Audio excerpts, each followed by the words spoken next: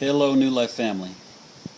Um, this is Sean, and I'm talking to you from Camp Eagle. You know, we were discussing recently about serving in the church, and so I'm actually making this video because discussions that we had, the leaders had here, and and how we're trying to look and see differently about how we serve people and communicate about what serving is in the church. And so I want to talk to you about something that God has been talking to me about, which is the idea of sonship in serving. You know, that our development in sonship really has to do and start with our understanding what servanthood is and being a servant. And you know the scriptures. Jesus talked about how he didn't come to be served, but to serve. And there's, and God was actually talking to me about, you know, the story of the prodigal son. So the prodigal son, you know, he's living with his dad. His dad has a business, you know, and so he gets, he's got this trust fund set up, and he decides, you know what, Dad, I'm going to take my trust fund. I want to go and do my thing here because this isn't for me. Your business, the things you do, I'm just not into that. And so he takes off, goes bar hopping, clubbing. This is, he's slick, gets the fancy clothes, shops wherever he wants, he's chasing skirts and partying all the time and living the high life, the VIP and all the clubs, and everybody knows his name. Everybody's hanging out with him, and he's having a great time. He's like the king, in his own little world. But his world isn't a reality that has life. His world ends up crashing and burning. He ends up coming to this place where he's just has nothing. Everything, all the money he's had is gone. Once the money's gone, the friends are gone, the prestige is gone. He has no life in him to be able to connect to people and really build relationships now, because everything was this facade. Everything was based off of money. Everything was based off of the wrong thing. And so now he's having to struggle. He's having to work for a living for the first time. He got to go out and get a job. And he doesn't know what to do. He doesn't have no skills. He hasn't learned how to serve other people's need, and help create a business or operate in somebody else's business. He just doesn't know what to do. And he ends up getting a menial job, struggling. And you know what? When it says he comes to himself. Think about this. It's not, we interpret this as, you know what?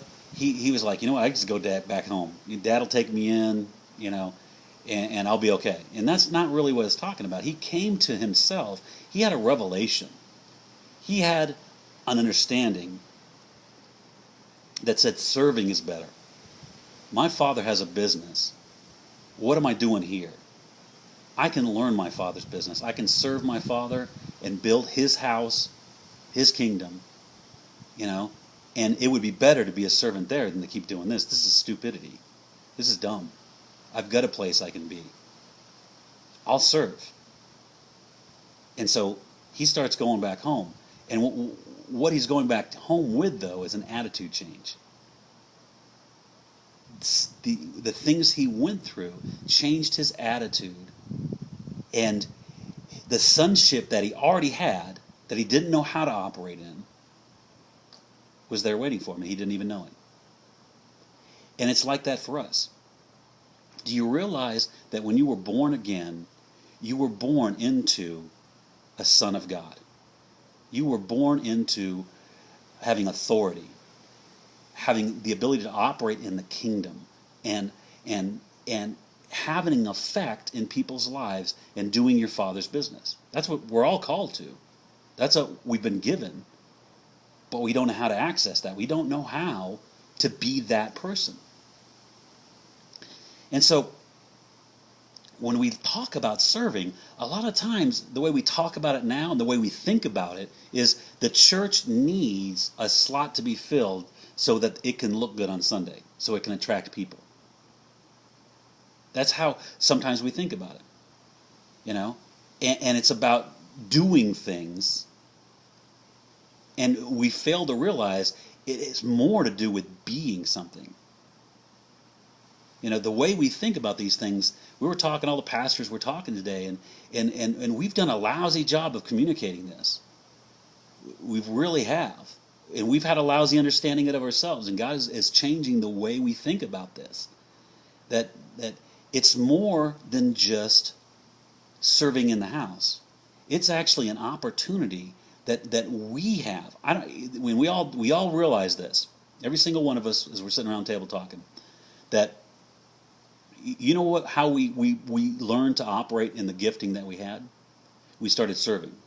And what happens when you start serving is you start having to deal with people, and the enemy uses our ideas and the way we think about things, and we get upset. We realize, hey, there's shortcomings over here. Something should be different. And we get offended. Somebody operates a certain way, and we get offended. And God knows that's exactly what I need. I need to be confronted with the way I think about things. Because the way I think of things are obviously wrong, because you know, if I thought about them the way God thought about them, I wouldn't be offended. So I'm offended because I don't think about them correctly. And that's the opportunity.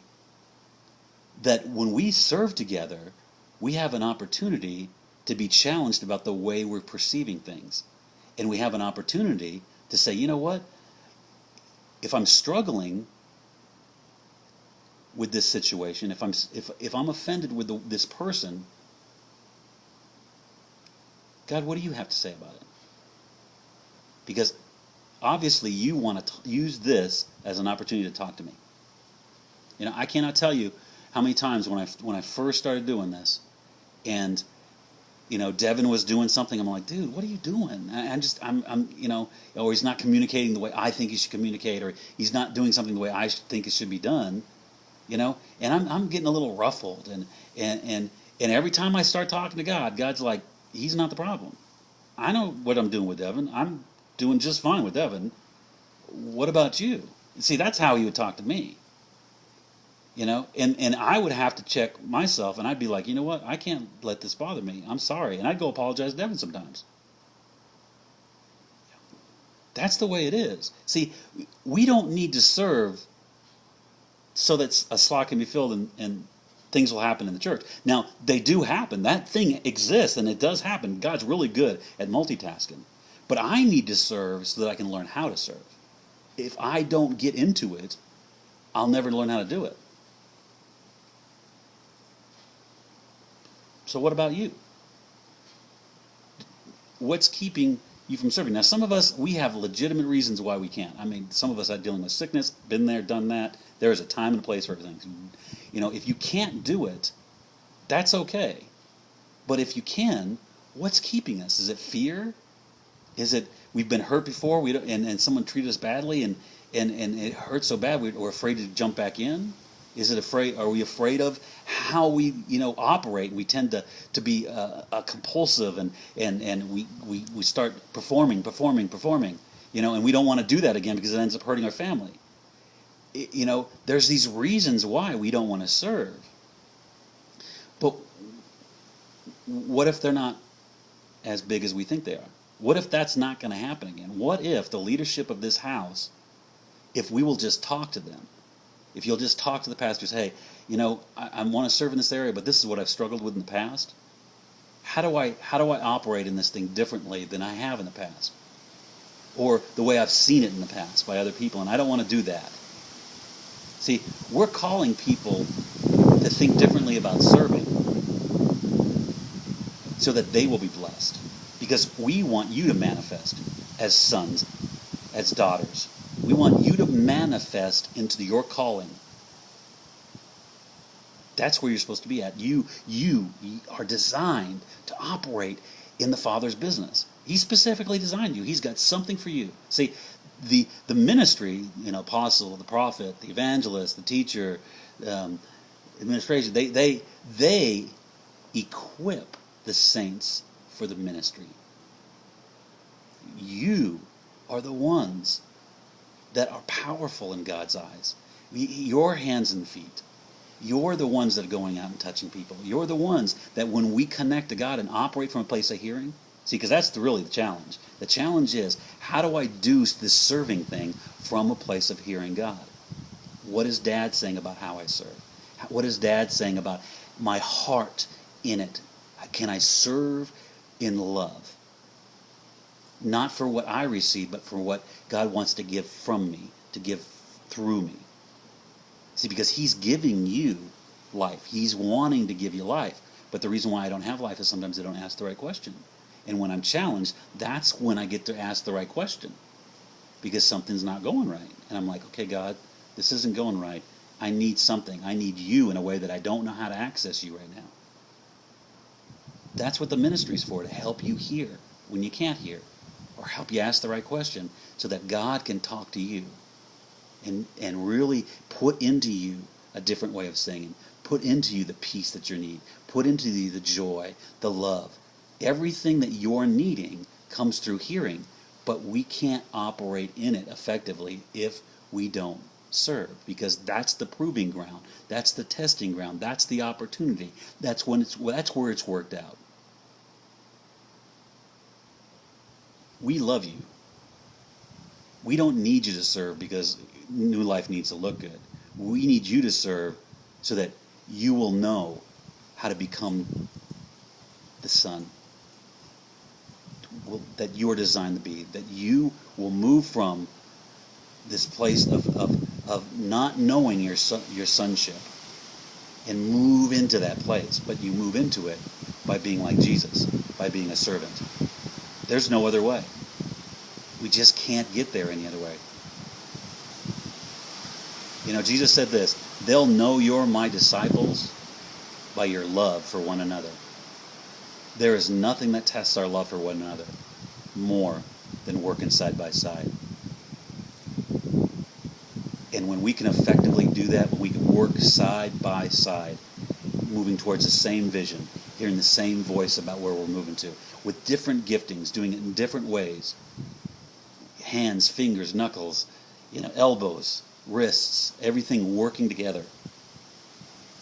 People know they touch God when they touch us. When we're hearing, they know they're touching God when we're hearing. My desire for you, ask God about this. Ask God, how do I fit into this body? Because if you're called to new life, it's not a question of if you fit. The question is, God, how is it that you're calling me in to fit? And there's a time and a place for everything. And if it's your time to start connecting, to start serving other people, to be challenged in whatever that means for you,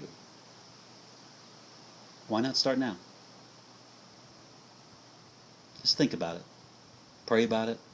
Ask God.